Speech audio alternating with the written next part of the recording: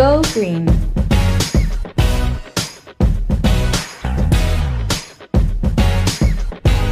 Water is a sacred resource to our lives. More than 11 million Texans are drinking polluted water. Here are some tips you can follow to help the cause. Tip number 1. Try to conserve as much water as possible. Tip number 2. Don't pour hazardous chemicals down the drain. Tip number 3. Raise awareness any way you can. The more the people know, the better off our water quality will be.